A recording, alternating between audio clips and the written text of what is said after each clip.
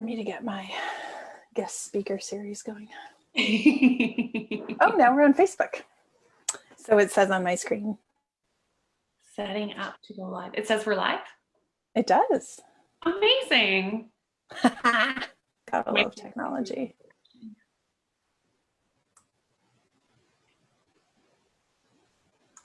Cool.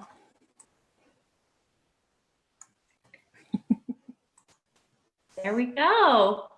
We're live. Love it.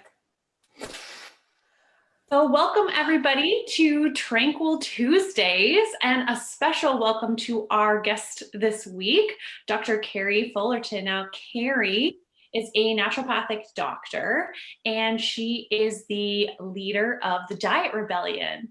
Kerri, do you want to take a minute and just introduce yourself? Sure. Sure. Yeah, the Diet Rebellion is about 5 or 6 years old now. And it's been my passion project. I think I've been training for it since birth, in that it is really about helping women and some men really overcome all the trauma that happens from chronic dieting, being at war with their bodies, never knowing what to eat, all of that crap. And really stepping into a place where they can trust themselves and that they can be confident in their food choices. And it doesn't matter what pop culture is following at the time, that they can really listen to their bodies and, be their best selves and really get back to enjoying food.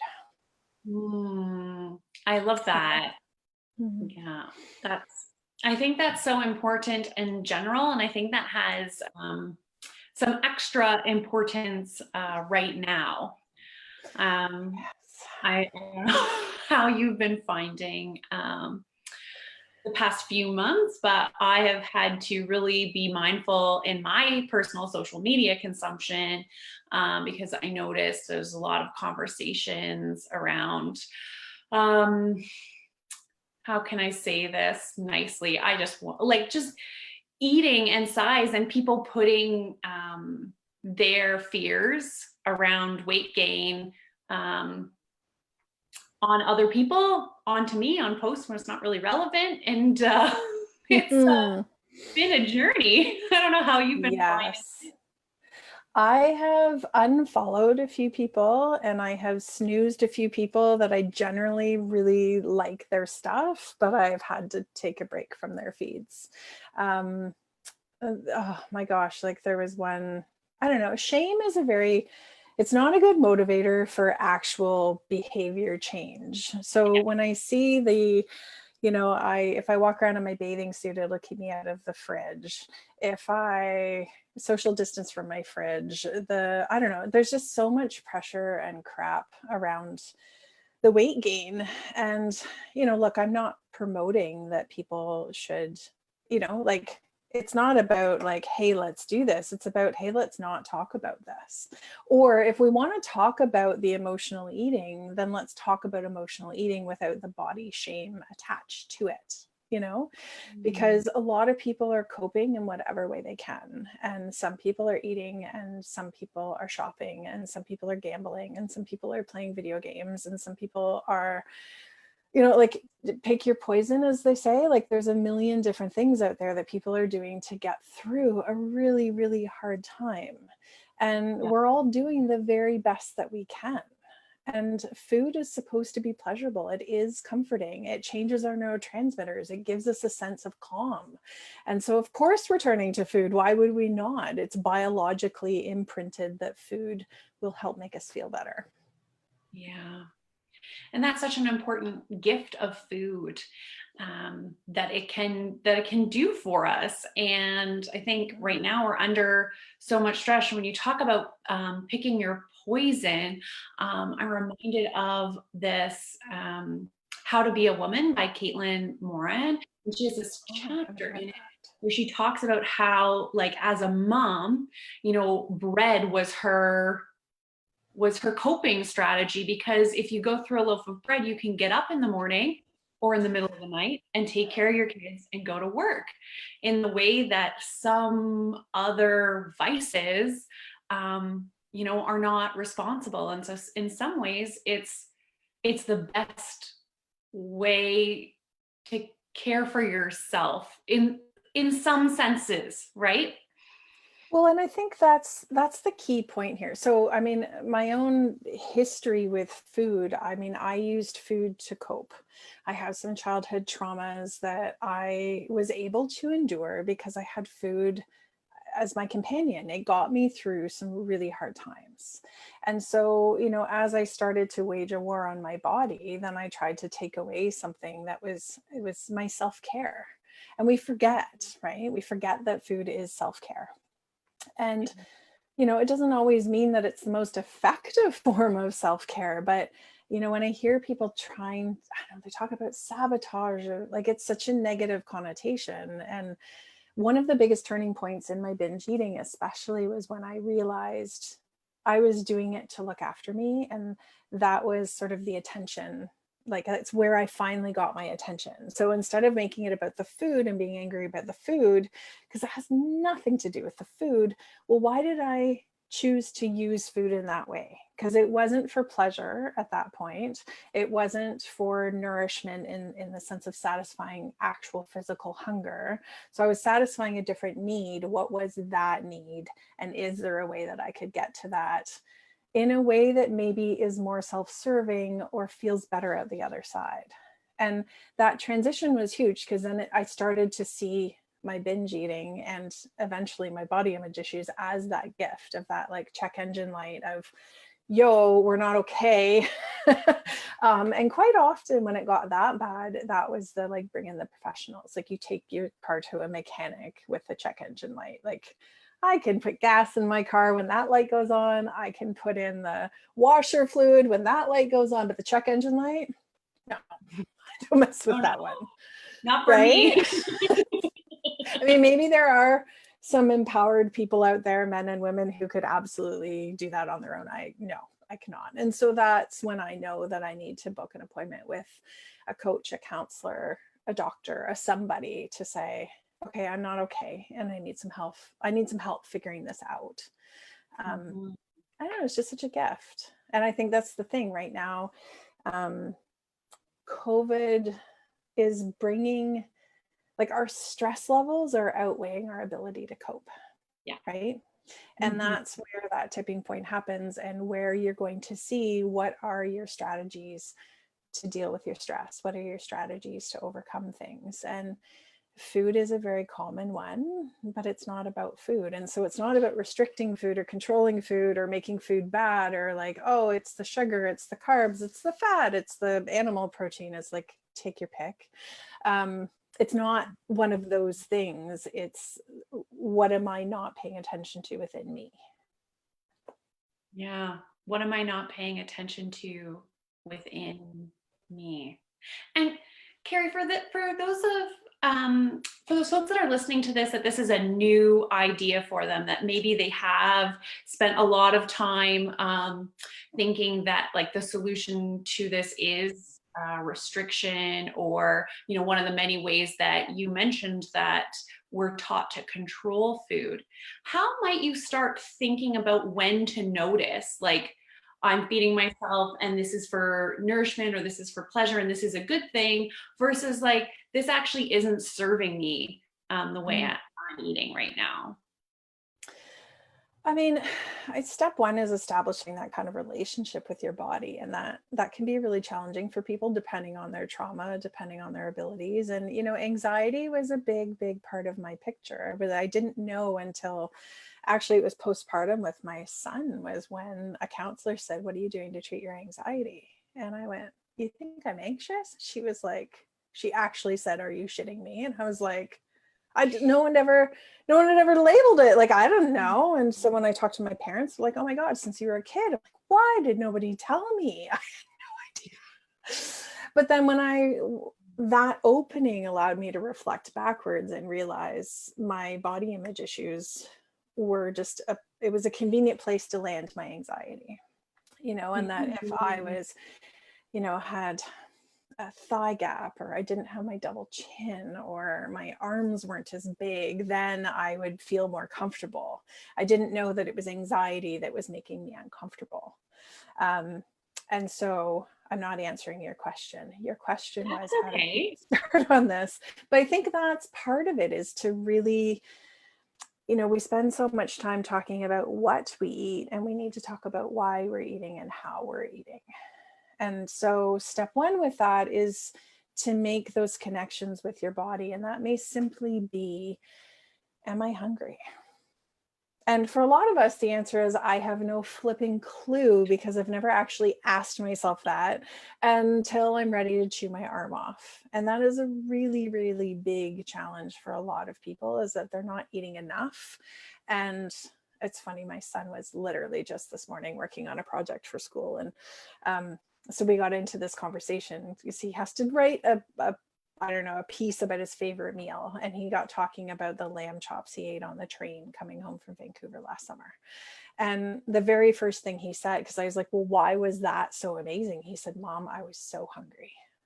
I'm like, and what does that have to do? He's like, well, my God, everything tastes better when you're hungry. I'm like, why is that? So we got into the conversation about dopamine and about our heightened senses. And when we're hungry, like, we have hundreds of fail safes to make sure that we do not starve, hundreds of them. So the moment we get to hunger, and I'm not talking about like peckish, but like it's time to eat, we get heightened senses. So we smell with greater acuity, and everything looks more visually appealing, and especially high density from a caloric standpoint, those kinds of foods become, we call them hyper palatable foods, but they become we get hyper focused on the hyper palatable foods. Say that 10 times fast. But that's the state we get into, because our body goes, whoa, energy deficit, we need to get on top of this. And so then when we eat, we get rewarded with that dopamine response. It's just like, I'm training my dog on an e-collar right now. And so when I press the button and it goes beep, he's supposed to come to me and he gets a treat. It's like, good boy, right? We get the same thing. My body says, I'm hungry, I eat, I get a pat on the head. Way to go, Kerri, with a dopamine surge. And so I'm left going, that was awesome, right?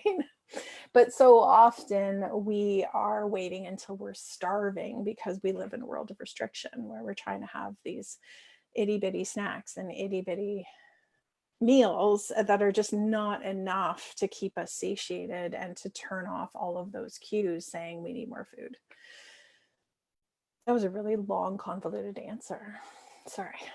No, that was fascinating. And I think really, really important, because one of the things that I do see so often is that in my work in stress management and anxiety, when we start digging into the mental health and we start talking about, hey, what are you eating? There's just like, I'm surprised how often it's not enough food. And you just Yes. can't have optimal brain health if you don't have enough food for your brain. And it sounds so obvious saying it out loud, but it's not obvious at all. Well, no, because, let's say that last night I decided, I don't know, maybe I overate last night. The reasons irrelevant, right? For whatever reason, I ate more than I needed. If I'm living in a diet mentality, if I'm living in that headspace of, I'm bad, I'm a pig, I'm like, people are going to see me, I can't believe I did that, and we go into that cycle, well, then we carry that through the next morning. And then we're like, well, I better cut back on my portions today to make up for last night. And we just perpetuate this underfed state, which is likely going to lead me to overeat again today, because I've been restricting all day. Instead of, my body needs food every day, every single day. And if we go back to the biology of this, again, we are hardwired to not starve. And so when our bodies are underfed, we will become anxious. It's sort of like we are hardwired to breathe, right? If you hold your breath, what are the sensations that happen? The anxiety happens if you think you can't breathe, right? People go to insane lengths to make sure that they get their water. And I mean, we've heard, and I'm sure that it's happening in places around the world right now, food shortage and what people will do to make sure that they're fed. I mean, gosh, the toilet paper crisis of 2 months ago, like, when we think there's not enough, we go to great lengths. Yeah. It's just for a lot of us, especially those of us more privileged, food scarcity is not real, but it's still imposed on us. And so it's still real to our entire biology, right? Mhm. Yeah. Yeah, I think that's a key point about what's happening right now. You know, the more I learn about hunger and body cues and food restriction, you know, I typically consider myself to have a pretty good relationship with food. This is something that I'm learning about from research and others' experiences more than from my own experience. But I noticed that this pandemic, when I started changing my grocery buying habits, some of my eating habits changed quickly, particularly around comfort food. And for me, my favorite comfort food is chips. And so that's like what I just love everything about a potato chip. And my usual solution to this is I just don't buy them unless I want them, and then I buy them. But the idea that I wasn't going to be able to just go to the store whenever I wanted them, Yeah. like I one brought them home to prevent me from wanting them and not being able to have them, and then two, I Yes. noticed that I was eating them more frequently be- because like I'm worried they're going to be gone, which doesn't really, like, it's not, it doesn't really make sense. Like I could go get more, and eating them just makes them go away faster. But I think that that's maybe a small example of Yes. how like grocery buying habits and like have changed foods. For sure. For sure. That a patient last week was just talking to me about that. And she said, I'm buying all the things because what if I want the things and then I can't have the things? And so now we have all the things in the house and I'm eating all the things all the time. And what am I like? And she's feeling like she's reverting back to old behaviors that haven't been there in a long time.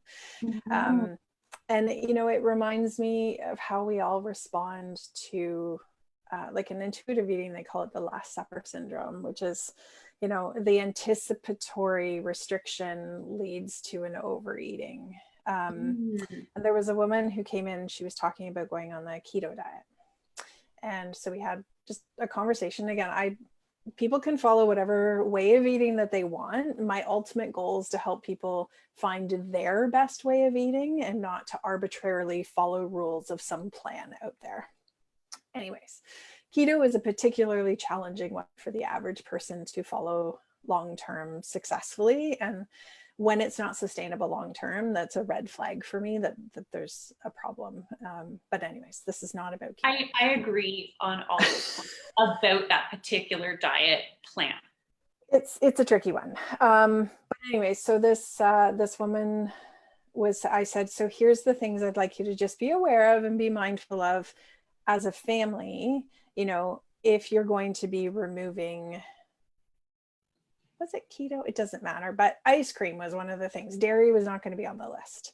And I Mhm. said, just be aware of the impact that this could have on the rest of your family if you're choosing not to have those things in because of rebound eating, Last Supper, restriction, that kind of thing. And she was like, oh my gosh, yes. My daughter said, well, we have to get to Cortha Dairy or whatever. We have to go because then I won't be able to have it. And she had noticed her daughter had not gotten a regular size cone, that she got like the biggest one. And she was like, oh, I did that. And I went, not on purpose, but yes, it's what we do, right? It's why people bought so many of the things because, and what you're experiencing with the chips, what if I can't have them? What if they sell out? Like I went to buy pancake mix.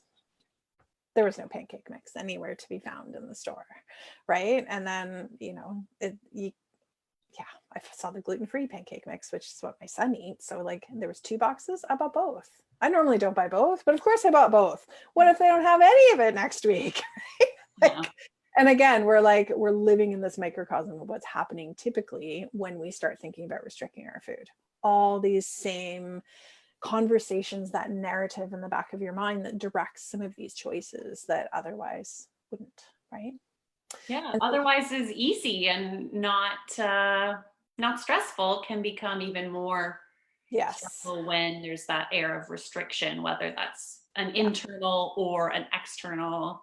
And whether it seems like it doesn't even matter whether it's a real restriction or you just think it might exist. exactly. Yes. Yeah. It can be an anticipatory restriction that may not actually ever come, but our bodies are wired for that to go, oh dear, no, we're not letting that happen. And we're going to jump all over it. No. And Yeah. thank goodness our awesome bodies are there and have our back with They that. do. And that's what we have to remember. Like all of these mechanisms are because we're being protected by ourselves from ourselves, right? And from our environment. But the diet culture has turned that into this war. It's like, no, no, no. It's not like we do not have to fight against these patterns, but we do need to recognize that they're there and be aware of what narrative is driving our behaviors. And so I'm aware of these things, and that doesn't mean I have to act on them. But if I do act on them, I don't need to judge myself, because there's nothing wrong with choosing to, like, I'm a cookie queen through and through. Chips are occasionally, I'm like, yeah, I could really go for some chips, but usually it's cookies for me. Mhm. And so having cookies around took a really long time and a big process for me to make peace with that. You know, it's one of the things that lots of people think is like step one in the process of going anti-diet or being part of the diet rebellion is like all food rules, see ya, doing all the things.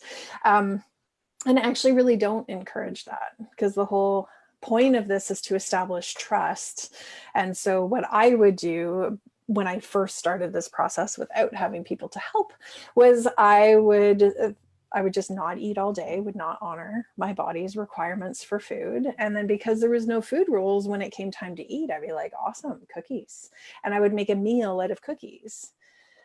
Well, again, there is no moral judgment on that. There is nothing wrong with choosing to eat cookies for dinner. I will say that 100 times till I'm blue in the face. It is perfectly okay to make that choice. And a meal of cookies is not going to kill you. It will not. I promise. True You will not facts. keel over and die because you ate a plate of cookies. You will not spontaneously develop heart disease or diabetes or inflammation or any of these things because you chose to eat cookies for dinner. So Thank you if for saying. you're thinking, I want to eat cookies for dinner, have at her.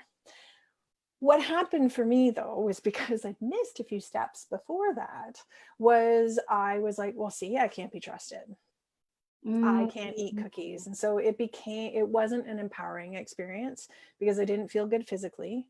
And I think a big part of that was because I wasn't actually meeting my body's needs. Yes, cookies could have been part of my meal, but like just cookies for dinner doesn't feel I don't good. think I would feel very good if I ate an entire plate of cookies for dinner. In my body, I don't Right. think And generally speaking, I have to say, I can't think of a time when I ate cookies for dinner and felt really awesome after. So it's something I usually don't do, right?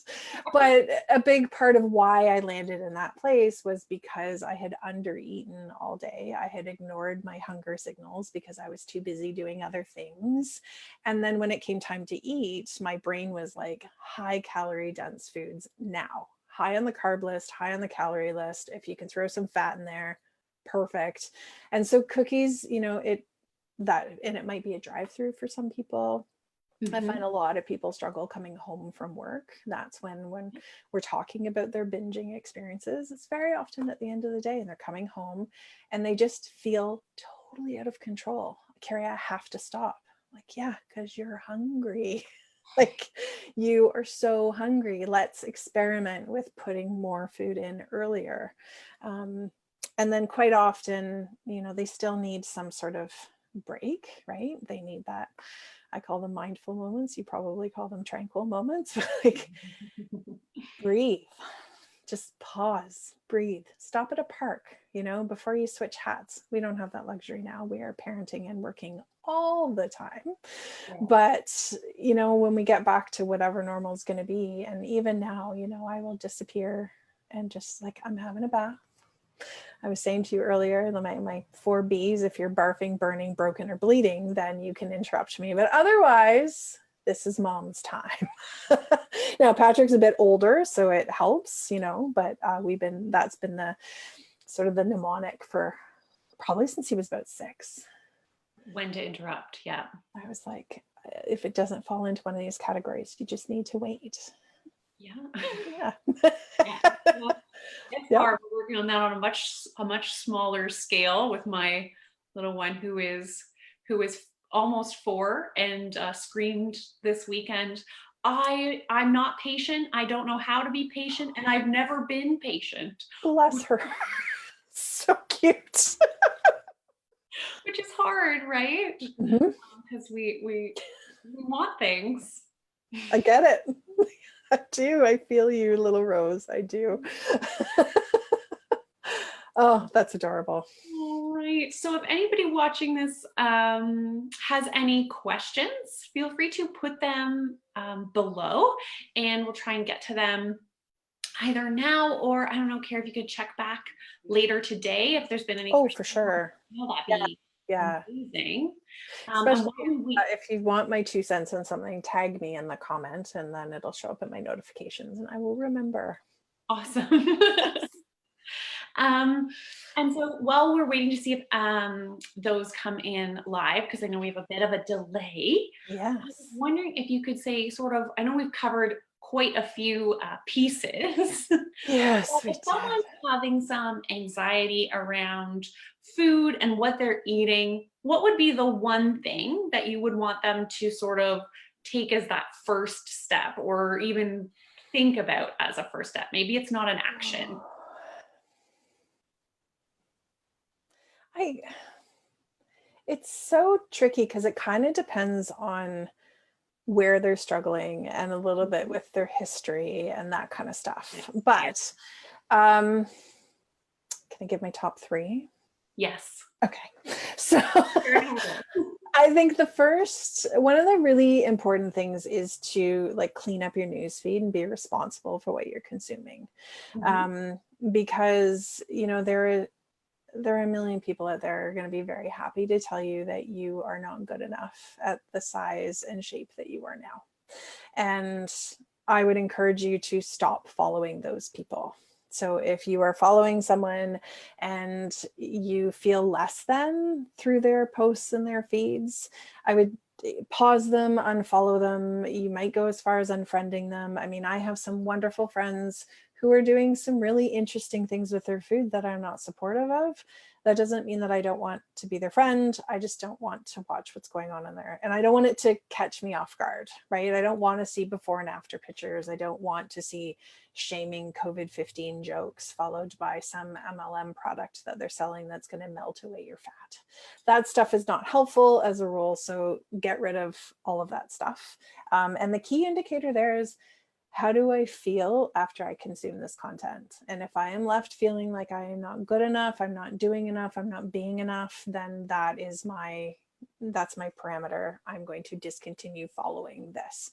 And that goes for email, newsletters, all that kind of stuff. I think if you're really, really struggling with the like health versus weight, I don't know, and it's always a funny thing. Most people don't realize, because again, the culture that we live in, that we've linked up health and weight, and that we really don't get that they are two separate entities, and that you don't have to pursue weight loss to pursue health goals.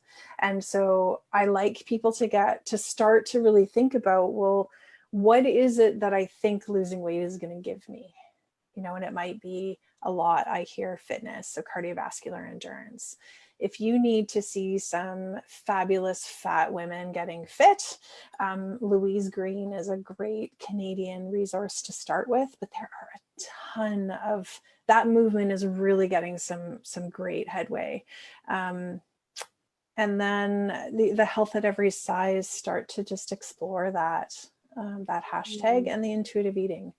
And if the intuitive eating that you're following is promoting weight loss, it is not actually intuitive eating in its purest sense. So just to be very aware of that.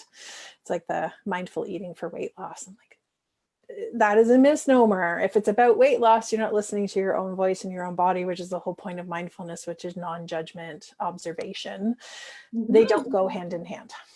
Anyways. No, but that's a really important point. One of my lines, whenever weight comes up in I was going to say in my office, but I've started just, this is just my life. If someone starts talking about weight, I'm just like, just so we're clear, if we're talking about weight, we're talking about the gravitational pull between you and the earth right now, nothing else. Yes. Yes. So there's Yes. health there. I know. People are like, but it's not healthy. Like, I have fabulous health measures and I am fat by current standards of popular culture. I'm not unhealthy. So Yeah, I think that's a good point, and maybe a good starting point for some folks is just to start separating out those yes, terms and understanding that they are not synonyms they are not.